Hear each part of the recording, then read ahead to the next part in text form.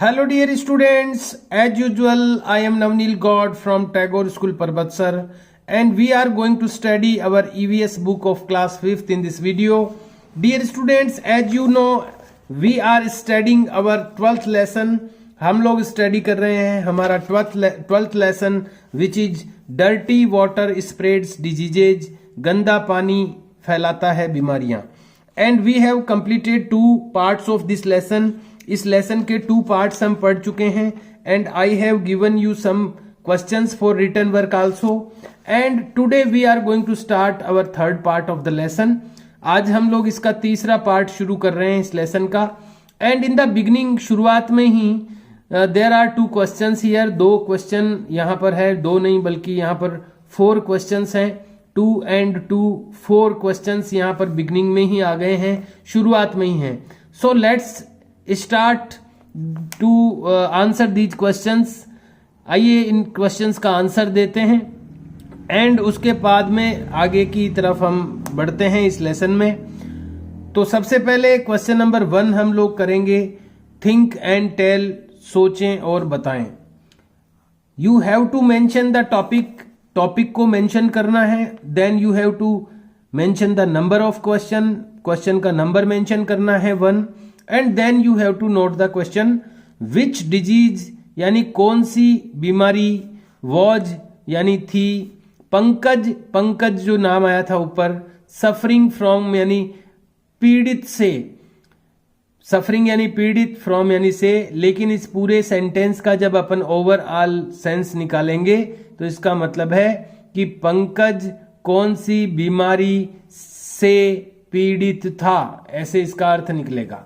पंकज कौन सी बीमारी से पीड़ित था. पंकज कौन सी बीमारी से पीड़ित था, तो अभी अभी अपन ने पढ़ा है कि पंकज को मलेरिया हो गया था. लास्ट में पढ़ा था ना अपन, डॉक्टर टोल्ड, डॉक्टर ने कहा that Pankaj was suffering from malaria. तो यही इसका आंसर है. पंकज से स्टार्ट करना है आपको answer. Pankaj was suffering from malaria. Pankaj malaria से पीड़ित था. प्रश्न पूछा गया है कि पंकज कौन सी बीमारी से पीड़ित था, तो हमने लिख दिया पंकज मलेरिया से पीड़ित था. Question number 2, what are the symptoms of malaria. What means क्या, आर मीन्स हैं, द सिम्टम्स, सिम्टम्स का मतलब होता है लक्षण, यानी क्या चीजें दिखती है. जो चीजें दिखती है बॉडी में उनको सिम्टम्स कहा जाता है, यानी लक्षण कहा जाता है. व्हाट आर द सिम्टम्स, क्या सिम्टम्स हैं, क्या लक्षण हैं ऑफ मलेरिया यानी मलेरिया के. तो मलेरिया किसी के हो जाता है तो उसके सिम्टम्स क्या हैं, तो आप इस तरह से इसके लिख सकते हैं symptoms. Patient of malaria, malaria का जो पेशेंट होता है, पेशेंट यानी होता है रोगी, रोगी ऑफ मलेरिया यानी मलेरिया का रोगी या मलेरिया का पेशेंट. फील्स यानी महसूस करता है, वेरी कोल्ड बहुत ठंड, सफर्स यानी पीड़ित रहता है, विद हाई फीवर यानी तेज बुखार के साथ में वो सफर्स होता है यानी पीड़ित होता है. एंड वोमिट्स और उल्टी होती है, वोमिटिंग यानी उल्टी होना.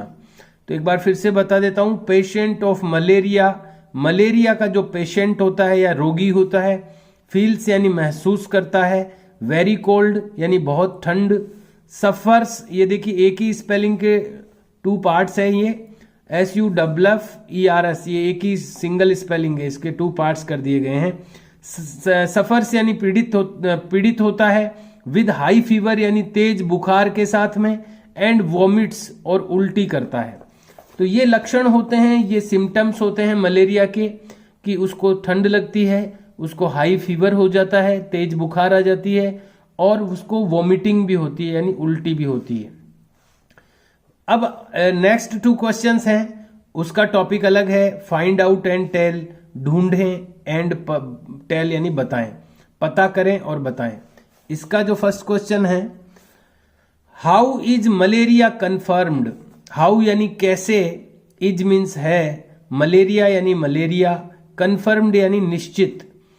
मलेरिया कैसे निश्चित है, या अभी जो पंकज को मलेरिया हुआ वो कैसे निश्चित हुआ, कैसे कंफर्म हुआ कि उसको मलेरिया है? तो हमने पढ़ा था कि उसका ब्लड टेस्ट किया गया था। ब्लड टेस्ट से ही पंकज का जो मलेरिया है वो कंफर्म हुआ कि उसका मलेरिया है। तो आपको आंसर लिखना है मलेरिया इज, यहां पर आ जाएगा मलेरिया इज कंफर्म्ड बाई, कहां कौन सा है, अच्छा ये था बाई ऐड करना है, ये बीच में से हट जाएगा प्रश्नवाचक question mark. Malaria is confirmed, malaria confirm होता है बाई ब्लड टेस्ट, ब्लड और टेस्ट, टेस्टेड नहीं लिखना है, only blood test, by blood test. यहां पर आप लिख सकते हैं बाई के बाद में BLOOD ब्लड और TEST test.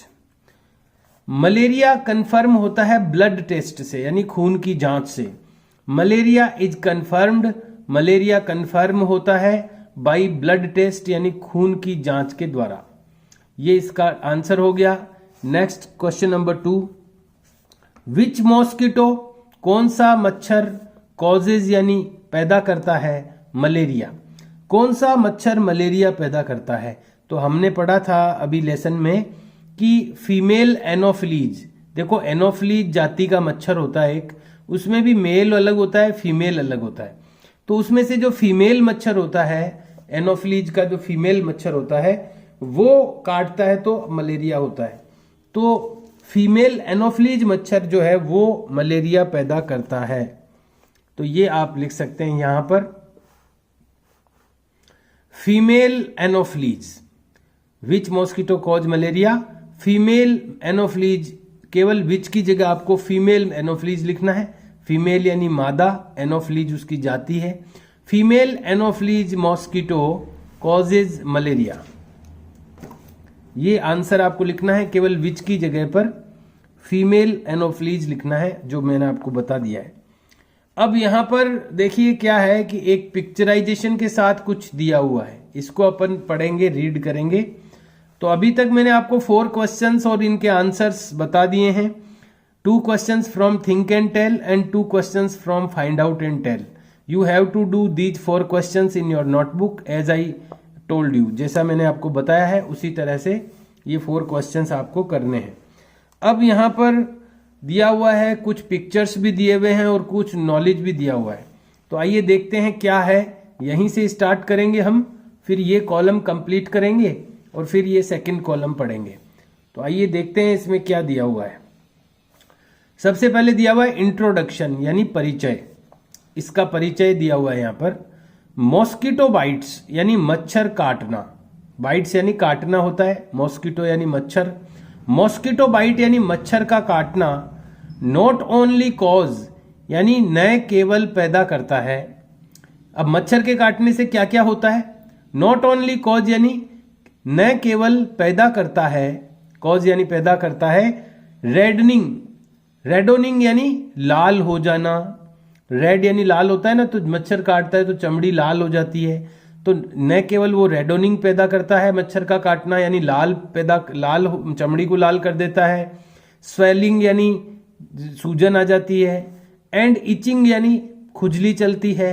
At the affected location, जो अफेक्टेड लोकेशन होती है, जो प्रभावी जो स्थान होता है जहां पर मच्छर काटता है, वो जो अफेक्टेड लोकेशन होती है अपनी बॉडी में, वहां पर इचिंग होती है। इचिंग यानी खुजली चलती है। स्वेलिंग यानी सूजन आ जाती है। रेडोनिंग यानी लाल हो जाती है वो जगह। न केवल ये चीजें होती है बल्कि कुछ और भी होता है।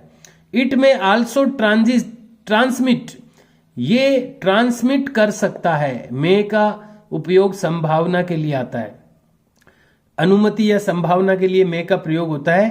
ट्रांसमिट होना यानी प्रवेश कर जाना, घुस जाना अंदर कहीं पर। इट में आल्सो ट्रांसमिट, ये ट्रांसमिट भी करता है, मच्छर का काटना ट्रांसमिट भी करता है डिजीज, बीमारी को। यानी न केवल सूजन आ जाती है, खुजली चलती है, इचिंग होती है, ये सब तो होता ही है, लेकिन साथ में इट में आल्सो ट्रांसमिट डिजीज, ये डिजीज को भी ट्रांसमिट करती है, ये मच्छर के काटने की प्रक्रिया है ना, ये डिजीज को भी ट्रांसमिट करती है, यानी बीमारी को भी अपने अंदर घुसाती है। लाइक मलेरिया, जैसे कि मलेरिया हो जाता है। जापानी एन्सेफेलीज जापानी एन्सेफेलीज हो जाता है। और डेंगू फीवर यानी डेंगू का बुखार हो जाता है। तो ये 3 ऐसी बीमारियां हैं जो मच्छर के खाने से काटने से होती है। मलेरिया और जैपेंस यानी जापानी बुखार, कोई कहते हैं जापानी बुखार कहते हैं इसको लोकल लैंग्वेज में। जापानी एन्सेफेलीज ये इंग्लिश में नाम है इस रोग का, डिजीज का। Malaria, Japanese encephalitis and dengue fever, dengue का बुखार, ये सब डिजीज भी हो जाती है अगर मच्छर खाता है तो। अब मच्छर को रोकने के उपाय दिए गए हैं। कीज यानी उपाय, वैसे की यानी चाबी होती है लेकिन उपाय भी होता है।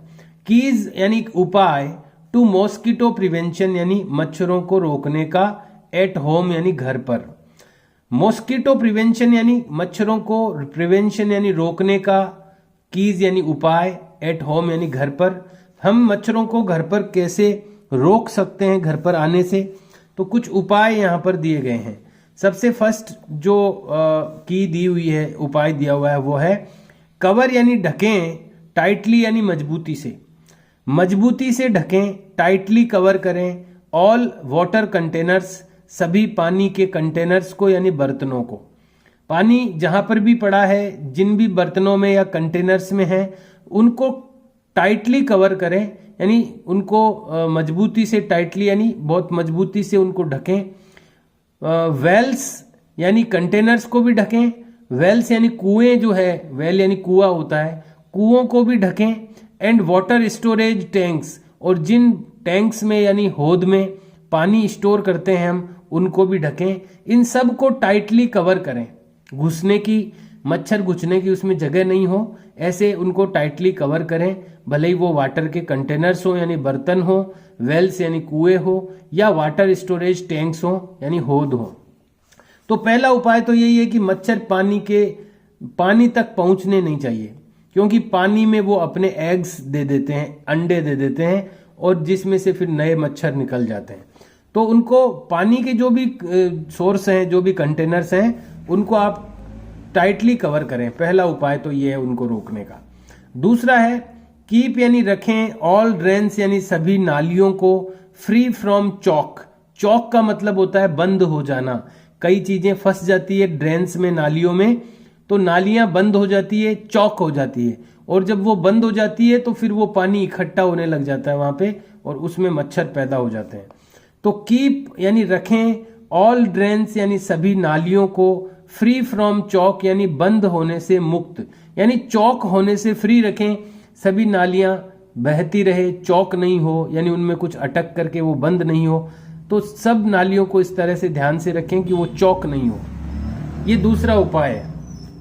थर्ड जो दिया हुआ है वो है चेंज यानी बदलें, वाटर यानी पानी को चेंज करें फॉर फ्लावर एंड प्लांट्स। जो फ्लावर्स यानी फूलों और प्लांट्स के एटलीस्ट 1 ए वीक यानी कम से कम, एटलीस्ट यानी कम से कम, 1 ए वीक यानी 1 सप्ताह में एक बार जरूर पानी को बदलें। कौन से पानी को? For flowers and plants. जो फूलों और पौधों का जो पानी होता है जो अपन देते हैं, वो एटलीस्ट 1 ए वीक यानी कम से कम सप्ताह में, वीक में 1 टाइम जरूर आप चेंज करें, उसको पड़ा नहीं रहने दें। एंड लीव और रखें नो वाटर यानी कोई पानी नहीं, no water is in plates प्लेटों में, और ट्रेज यानी ट्रे में, अंडर प्लांट पॉट्स। जो प्लांट के पॉट्स होते हैं, जो पौधों के गमले होते हैं, उनके नीचे अगर कोई प्लेट पड़ी है आपके पास में नीचे, ताकि वो पानी उसका चारों तरफ बिखरे नहीं, ऐसी प्लेट लगा देते हैं कई बार नीचे। तो ऐसी जो नीचे प्लेट लगाई हुई रहती है प्लांट्स के पॉट्स के नीचे, उनके अंदर भी अगर पानी है तो उसको भी आप चेंज करें। और भी जो पौधों में अंदर जो पानी देते हैं उसको कम से कम वीक में 1 टाइम चेंज करें, पड़ा नहीं रहने दें उसको। दूसरा उपाय ये है। थर्ड क्या है? Dispose of refuse. रिफ्यूज यानी होता है कचरा, जो अपन फेंक देते हैं जिन चीजों को, वो रिफ्यूज कहलाता है। उनको डिस्पोज करना यानी उनका निस्तारण करना यानी उनको उचित जगह पर डालना, इसको डिस्पोज कहते हैं। डिस्पोज ऑफ रिफ्यूज यानी कचरे का निस्तारण करें, डिफ्यूज करें, इधर उधर नहीं फेंके बल्कि उसको निर्धारित स्थान पर डालें। लाइक लंच बॉक्सेज, जैसे अपन कई बार लंच बॉक्स यानी खाना लेके जाते हैं, कई बार खाना खाने के बाद में रोजाना काम में आने वाला लंच बॉक्स की बात नहीं हो रही है यहाँ पर ऐसे लंच बॉक्स की बात हो रही है जो अपन खा के कई बार फेंक देते हैं। ऐसे जो आते हैं कई, जैसे पत्तल वगैरह होती है, या कई बार ऐसी चीजें पैक आइटम आते हैं जिनको अपन फेंक देते हैं कंटेनर्स को, तो उस टाइप के लंच बॉक्स की बात हो रही है कि जैसे कि like lunch boxes and soft drink cans, जैसे कई बार जो सॉफ्ट ड्रिंक पीते हैं कई लोग, ठंडा पीते हैं, उसकी जो कैंस होती है उनको, लंच बॉक्स जो फेंकने के होते हैं उनको, वेयर वाटर अक्यूमुलेट्स, वेयर यानी जहां पर वाटर यानी पानी, अक्यूमुलेट्स यानी इकट्ठा होता है, प्रॉपरली यानी ठीक तरीके से, यानी जहां पर भी पानी इकट्ठा होता है वहां पर सॉफ्ट ड्रिंक की अगर आप बोतल पी रहे हैं तो उसकी कैन को या लंच बॉक्स को ध्यान से उनको डिस्पोज करें, उनको ध्यान से डालें जहां पर डालना है। वाटर यानी पानी होता है, अक्यूमुलेट्स यानी इकट्ठा होता है, प्रॉपरली यानी ठीक तरीके से, यानी जहां पर भी पानी इकट्ठा होता है वहां पर ऐसी जो चीजें होती है जो फेंकने की है उनको प्रॉपरली डिस्पोज करें, ठीक से उनका निस्तारण करें। और इसी तरह कई बार क्या होता है, खड्डे हो जाते हैं रोड के ऊपर, तो उनमें पानी इकट्ठा होता रहता है, उनको भी, खड्डों को भी ठीक करना चाहिए अपने को। टॉप अप यानी ठीक करें। ऑल डिफेक्टिव ग्राउंड यानी सभी डिफेक्टिव यानी जो खराब हो चुके हैं, ग्राउंड यानी मैदानों को, जो डिफेक्टिव ग्राउंड है, जो खराब हुए हुए मैदान है, टूटे फूटे मैदान है, उनको टॉप अप करें यानी उनको सही करें, उनकी सरफेस यानी उनकी सतह को। टू प्रिवेंट यानी रोकने के लिए, accumulation of stagnant water, stagnant water यानी होता है ठहरे हुए पानी के अक्यूमुलेशन यानी इकट्ठे होने को रोकने से बचने के लिए ऐसे जो डिफेक्टिव ग्राउंड है उनकी सरफेस को टॉप अप करें, उनकी सतह को, उसकी मरम्मत करें।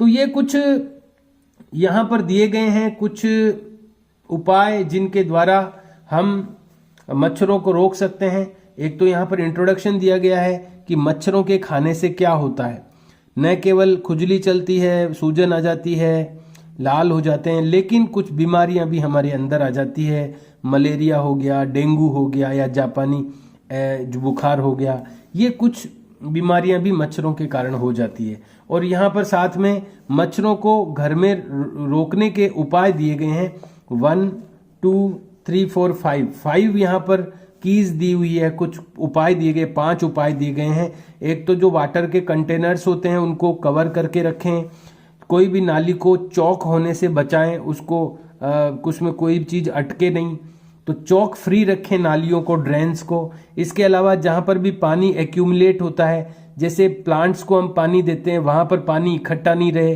कोई तश्तरी या प्लेट नीचे रखी हुई है उसके पानी को भी चेंज करें, कम से कम वीक में 1 टाइम। इसी तरह अपन कई चीजें जो फेंकते हैं इधर उधर, तो जहां पानी इकट्ठा होता है वहां पर ऐसी चीजें न फेंकें, बल्कि उनको सही जगह पर डालें, डस्टबिन में डालें। इसी तरह जब ग्राउंड कई बार क्या होता है, डिफेक्टिव हो जाता है, टूट फूट जाता है, तो उसमें पानी भरा हुआ रहने लग जाता है, तो ऐसे ग्राउंड को टॉप अप करें यानी उसको ठीक करें, उसकी मरम्मत करें, ताकि वहां स्टेंट वाटर एक्यूमुलेट नहीं हो पाए, ठहरा हुआ पानी वहां इकट्ठा न हो पाए। तो ये 5 यहाँ पर कुछ उपाय दिए हुए हैं जिनके द्वारा हम मच्छरों की जो वृद्धि है, मच्छरों की जो ग्रोथ है, उसको रोक सकते हैं, प्रिवेंट कर सकते हैं। और यहाँ लिखा हुआ भी है मलेरिया एंड डेंगू, मलेरिया और डेंगू हो जाता है मच्छरों के काटने से। तो ये यहाँ पर आज अपन इतना ही स्टडी करने वाले हैं। आज मैंने आपको 4 क्वेश्चंस यहाँ करने के लिए दिए हैं, वो 4 क्वेश्चंस आपको अपनी नोटबुक में करने हैं। Do your work in very good handwriting and try to learn them, उनको लर्न करने की भी कोशिश करें और अपनी हैंड राइटिंग को प्रॉपरली रखें। Okay dear students, we will read the next part of the lesson in our next video. See you and bye.